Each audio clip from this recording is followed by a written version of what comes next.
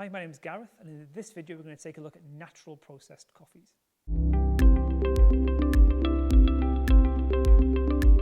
So on the front of all our coffee bags you have a little box here that explains the processing that's taken place in creating this coffee. Now it's not the kind of processing that we associate maybe with processed foods. It actually describes the method used to get the coffee bean out of the coffee cherry back at the farm or the mill.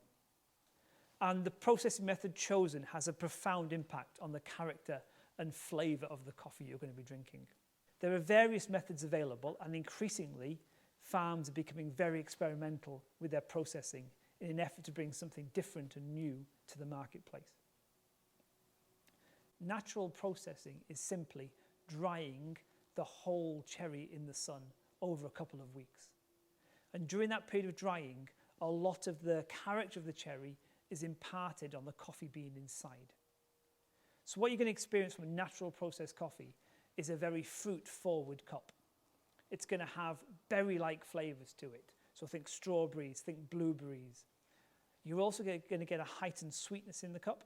And this particular example I've been drinking today has got a lovely, juicy flavour to it. Natural processed coffees also have a thicker mouthfeel to them as well. We've put this guide together to give you a feel of what happens at the mill and at the farm during this processing. Now there are lots of nuances and variations, so this is aimed at a bit of a broad feel of what happens.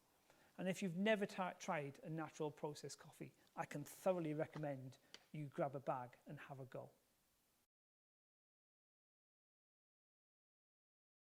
Natural processing starts with perfectly ripe coffee cherries.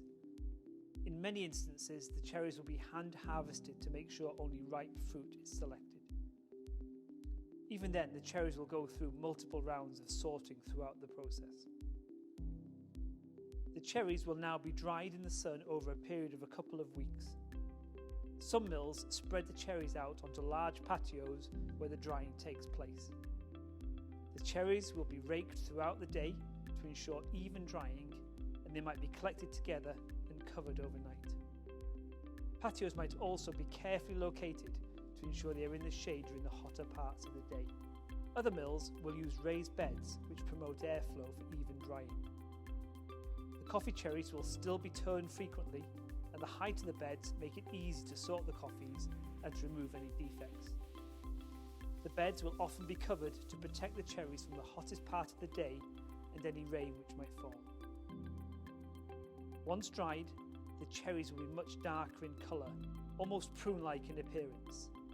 They can then be dry milled to finally reveal the green bean inside.